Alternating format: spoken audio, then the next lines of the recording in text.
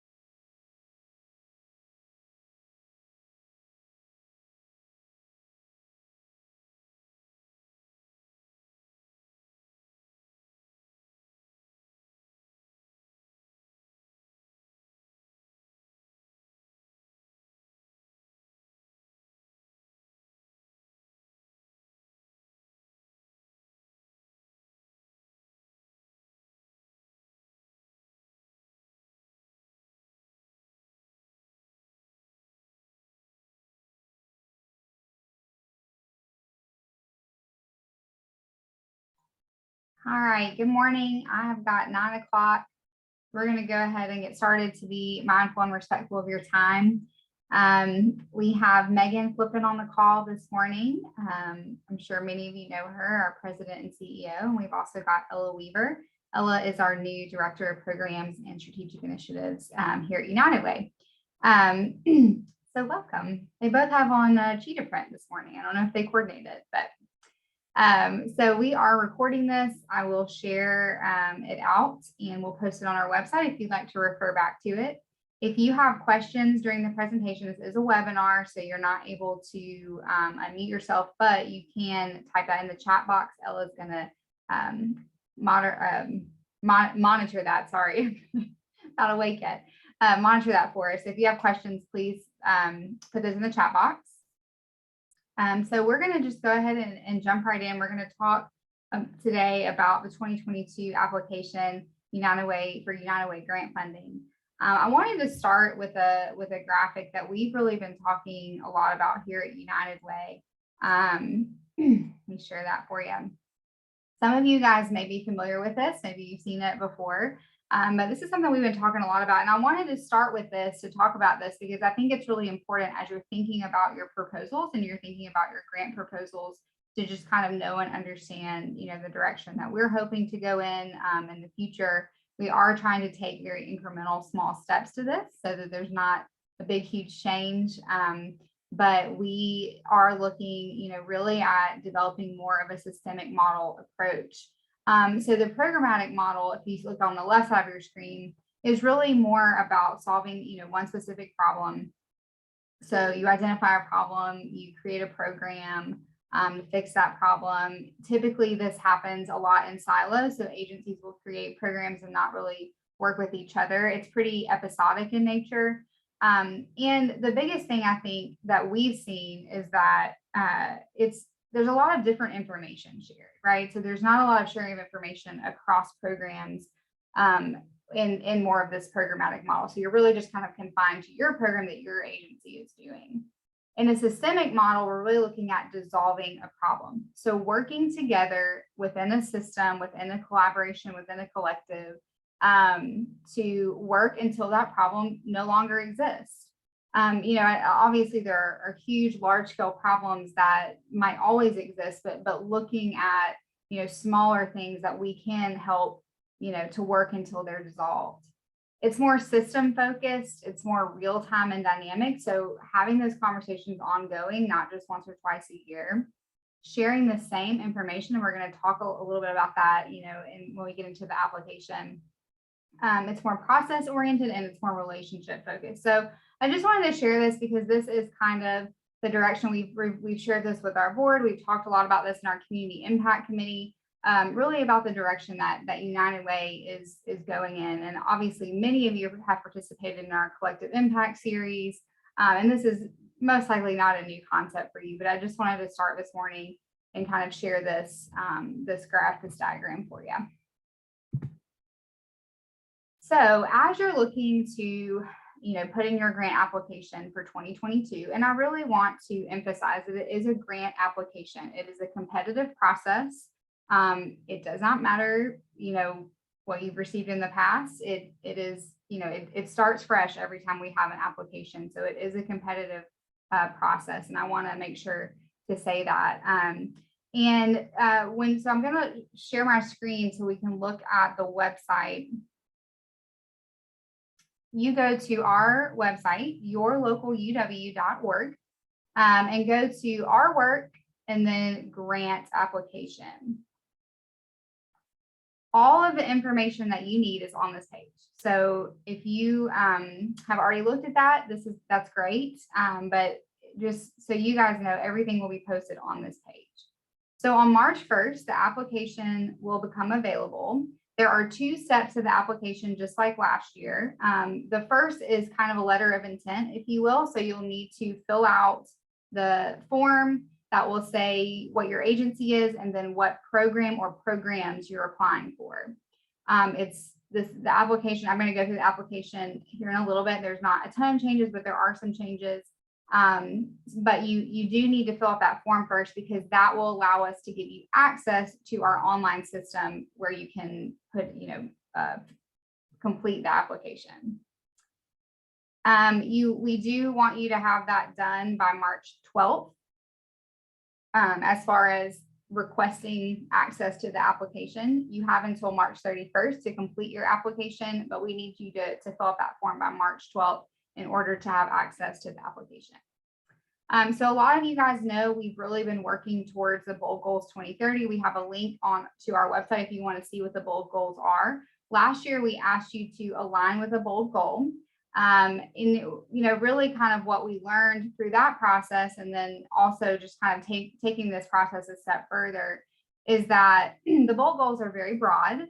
And sometimes it may be difficult to know, well, how do I fit into this? How does my work fit into this? So we have vision councils, mental health, financial stability, and early childhood development. They are experts in their field, and they're volunteer led. They really worked this past year to develop these strategy maps so that we could say, okay, what is the large scale community goal? But how are we going to break that down and really contribute to the success of moving the needle in that really big, large scale community goal? So this year we will be asking you to align with the bold goal, but then to also align with the strategy and tactic. So the tactics are under the strategy. So you're really just aligning to a tactic. You can align with more than one. They are still fairly broad because we wanted to, keep it open so you guys can be innovative and creative with what you're applying for. But the strategy maps are linked here. You can see, whichever bold goal you think that you are going to fall into. You can see what the tactics are. This is mental health. They've divided it into 4 strategies, and then they have their tactics under that. And I'm going to show you on the application how you'll go about applying for those tactics. So I won't go through every single one, but they're all here. We also have on our website, we have some sessions set up with the vision councils themselves, just 1 or 2 members from the vision council, so that it's not a huge meeting. And we are limiting those meetings to 5 agency participants. If you have specific questions about the strategy maps, I don't understand what this means, what are you really looking for here? You need to sign up for one of these sessions, because they created the strategy map, so they can kind of speak into, this is what we meant by that. We also have this tactic definitions. So as we were making the strategy maps, we kind of quickly realized, well, this could be interpreted a lot of different ways. So they just wanted to give some clarity to some of the tactics that maybe were a little bit more confusing or ambiguous. and this is a new process for us. So we just wanted to give you guys as much clarity as we could. So those are on our website if you want to look through those. And then, like I said, we have the sessions where you can ask specific questions. And I really would encourage you to do that. Even if you have questions about your proposal and just want a sounding board, I think these are all great opportunities for you to ask more questions and get more information on those. So again, there's 2 parts. March 12th by 4 p.m. you need to submit your request to access the application, and then your application must be submitted by 11:59 p.m. on March 31st. The grants portal is found here. You will not have access to it. Even if you have a login right now, you will not have access to the 2022 application until you fill out the request form. That's just simply because we want to make sure we have your program name and your agency name correct, and that we're kind of giving you access to that application package. We also have, there's 2 forms that do have to be uploaded into the portal. So those are listed. We have the application right here. This is the application. It's obviously not the pretty online version, but you can go ahead and look at that anytime you want to, if you want to start thinking about your proposal. And then we have the logic model. So the logic model, you will actually input your information into the system, but if you want to go ahead and write it on paper, when you click on it, it downloads in a Word document, so you can go ahead and start working on that. If at any time you have questions, I'm available to answer those, or Ella or Megan. But we're here for you guys. Just make sure you reach out in a enough time for us to get back to you. Obviously, don't wait until March 31st at 11:58 maybe. So I will now go to Ella. Are there any questions in the chat that we need to address? Nope. Okay. Just a reminder, if you guys do have questions as we're going through that, please pop those in the chat and we will address those. Okay, so once you get access to your application, can everyone see this? Is this Andar? You see Andar? Okay. So once you get access to that, you will log into your portal. You will choose CB packages, and those of you who have done this before will be familiar. If you haven't done this before, I'm happy to answer any questions. But you'll click on CB packages right here, and you'll choose the package agency application for 2022. You can see the deadline is April 1st. There.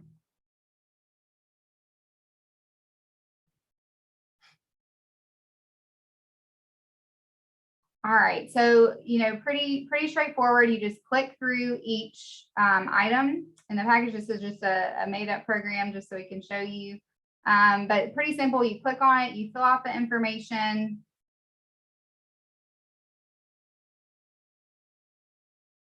I see. One question that we did add this year is a question about how your agency considers diversity, equity, inclusion in your service delivery, design, implementation. And we have some examples of that. So we'd like for you to just tell us, how you're looking at diversity, equity, and inclusion, and what that looks like for your organization. One thing that is important is you want to make sure you hit submit. Sometimes I think people, if you just hit save, you're not submitting it. So when you're done, hit submit. And then you can go to the next item on the application. So I'll just go ahead and return back. So you would just click through each of these. The program description probably has the most questions related to your actual proposal and the program specific questions. I wanted to point out a couple of things on here. So you'll put your proposal title, a description, what are the eligibility requirements. A lot of this is pretty the same from last year. One thing I did want to point out is, what collaborations do you have involving this program? And we'll talk a little bit more when we get to the budget. You guys, and this has been in our application for a while, you guys can apply collaboratively. You don't have to just apply for your agency. You can sub-grant funds. So if you have a great idea of how you're going to address one of the bold goals, you can sub-grant those funds. So if you want to get together with other agencies and have, kind of a lead agency that's reporting back to United Way, but then is sub-granting funds to other agencies, you can absolutely do that. If you have questions about that, we're happy to answer it. We certainly encourage you guys to work together and, collaborate to kind of meet some of these really big things in our community. Lori Ogden asks, is the intent to apply form already available? It will be available on March 1st. Yeah, so it'll be available on March 1st. As soon as you fill that out, we will work to get you access to the application within 24 hours. That is something we have to do manually, so just we request your patience for that. But yeah, it will be available on March 1st, so that everyone will have access to the application at the same time.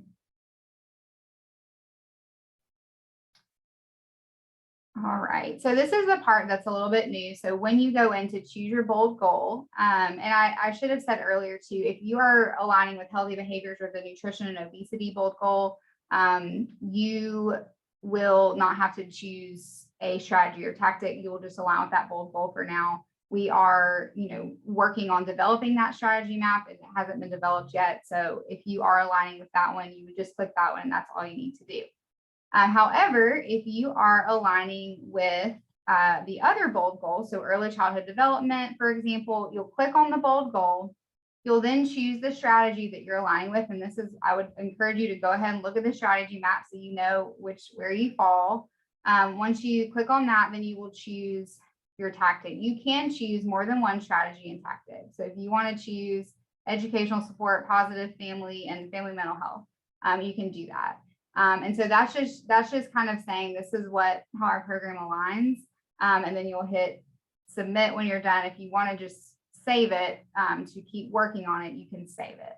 But you do need to hit submit. I do want to stress that because that always is confusing to folks.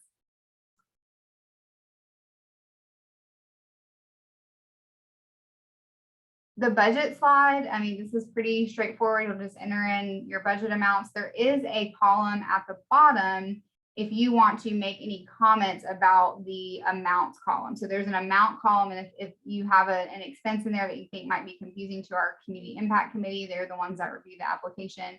This is a place where you can give some more information about why you put that specific amount in the amount column. Lori asked if you can choose 2 bold goals. So Lori, we ask that if you have a program that aligns with one bold goal, but you can apply for multiple programs. So if you have a program that aligns with mental health, and then you have a program that aligns with early childhood success, then you can put in 2 applications, but those would be for 2 different programs. So one of your programs can only align with one bold goal. And the reason for that, I'm going to talk a little bit more about this at the end. The reason for that is we're really looking at trying to identify shared metrics this year. And so if your program is in 2 different bold goals, that would be, too confusing for us to figure out kind of how the measurements work, if that makes sense. But I'll talk to that a little bit more here in a second.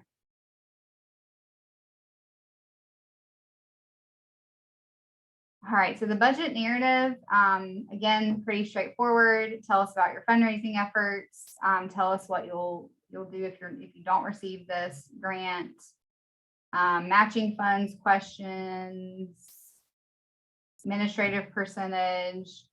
Again, these are all pretty straightforward. And then here's where I was talking about earlier. If you would like to sub grant your grant. So if you want to work collectively with other agencies to put in a proposal, this is where you would put the subrecipients into your proposal.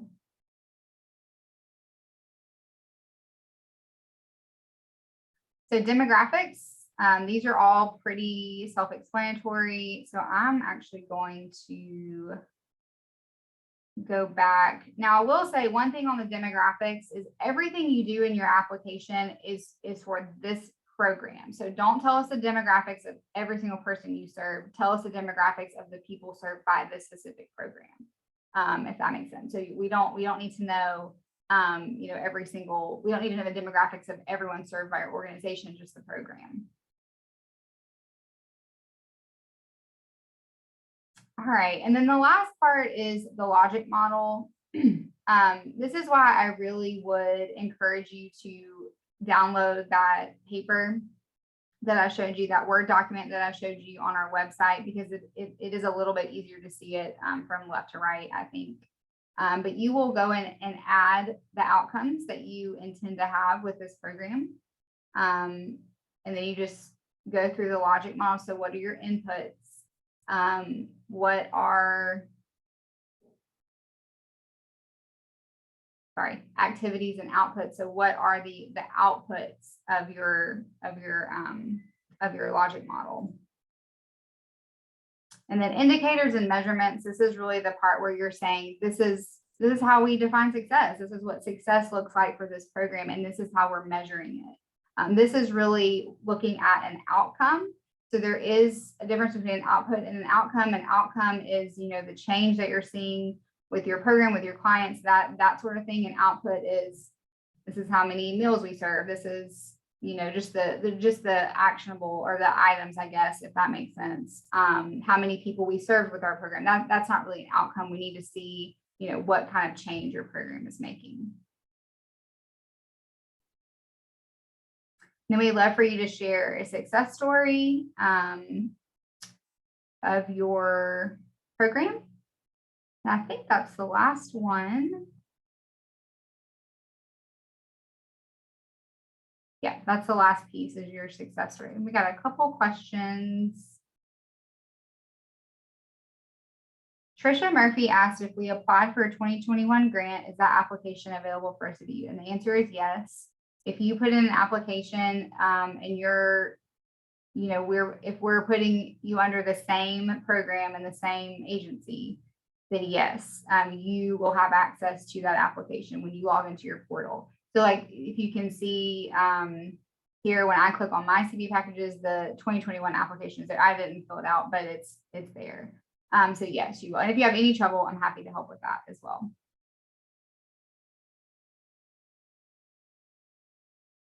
Any other questions?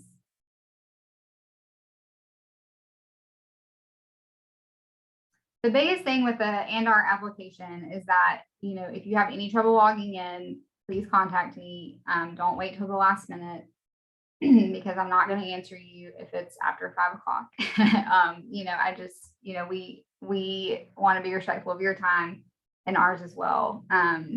So that would be my biggest. If you have any questions about the system, please do not wait till the last minute because we can fix it for you, but it could take a little bit. So the last thing I wanted to talk about, because I think there's always a question of kind of what is our expectation of an agency receiving a grant. And I talked earlier, because this may, kind of dictate what you apply for, or what you want to ask for, that sort of thing. So, and Sharon, yes, we are going to send a recording out to everyone. So one of the things I did want to talk about is kind of what the expectation is for this year. So as we're moving into strategies and tactics, we really are going to work this year to establish shared measurements. And as we were thinking about that, right now we get a different measurement from every single person that applies, because that's how the application is set up. But when we started thinking about shared measurements, we really want to have the input of those receiving a grant on those measurements, because we don't want to reinvent the wheel. We don't want you to have to do a bunch of, extra work. It's just a matter of what are commonalities that we're all measuring? What can we all look at to see if we're collectively, moving the needle and moving forward? So, that may look like, okay, well, we all do some form of assessment with our clients. What are some commonalities within those assessments that we can all look at collectively? Instead of measuring apples to oranges, how can we measure apples to apples? So there will be some expected time for that. I would say, you can expect to meet probably quarterly with our vision councils. That is something that we want to look, more towards this year, is having those vision councils having a more active role in shaping that work. And so I just wanted to kind of throw that out there, because I do get questions sometimes of, what is the expectation of a grant recipient? And so I wanted you guys to know that as you are preparing your proposals and putting those in for us. Megan or Ella, do you have anything you want to share? I mean, those are the biggest things, is just to watch the web. Everything will be on the website March 1st. That link will be available. But other than that, any additional questions that you have, we're happy to help. So Trish Breeding asked where the logic model is. Let me go back to that page.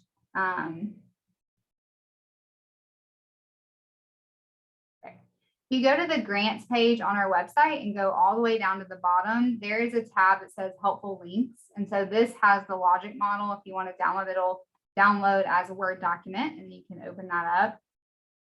And then the application sample is also there right now. If you want to go ahead and look at the questions and think about, how you're going to shape your proposal, that's there as well.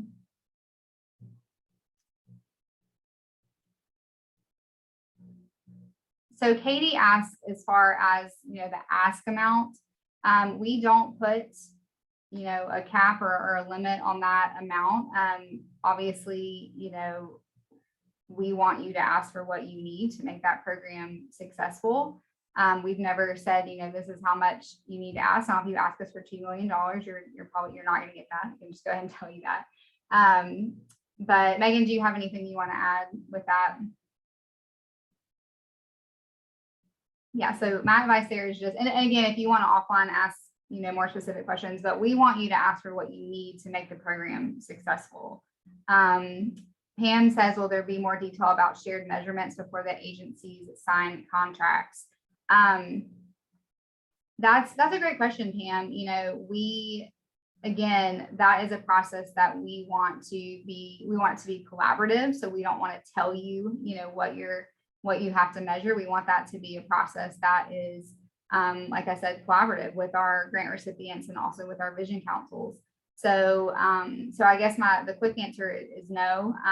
We want that process to happen next year. So we can talk offline a little bit more if you have more questions or concerns about that. But we felt that it was really important that we not dictate what the measurements are, because we know that you guys already measure certain things. You're already looking at different measurements. But I'm happy to chat with you offline a little bit more about that if you would like.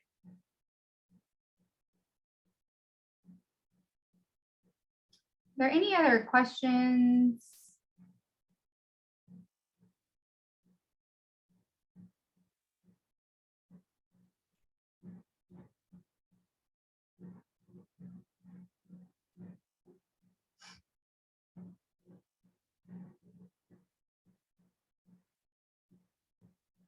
Cool. Megan or Ella, anything else you guys want to share? I would just follow up to Pam's question, Pam Brown, about the shared measurement. Kristen said not this year, but in 2023, for some reason, you felt that you couldn't align with the shared measurements. You would have an opportunity to opt out for that 2023 grant program, but as Kristen said, the agencies that are participating will have the opportunity to shape what those metrics are, so that process will take place over this next year. Thank you, Megan. Lori asked if the grants will be for 1 year. Right now, our plan is that they're a 1-year grant.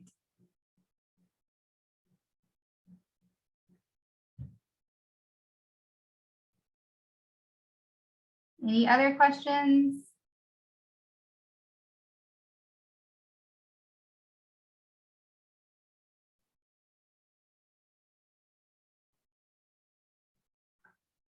All right, good deal. Well, like I said, I'm going to send out the recording for this. We'll also put it, I'm sorry, we have one more question.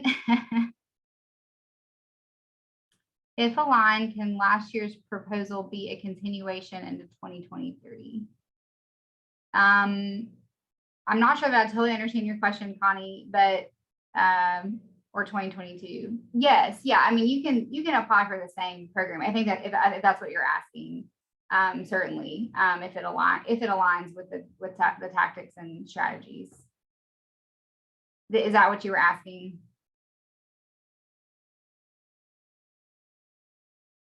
Yeah. Mm-hmm. Yes. Yeah. If you have similar outcomes, but it still aligns. Yes, absolutely. You don't have to come up with something different.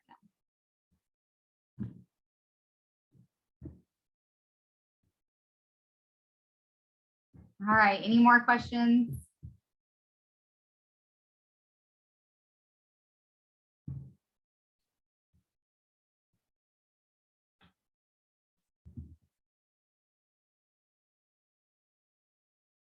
All right. Thank you guys so much. Like I said, we'll send out all this information. And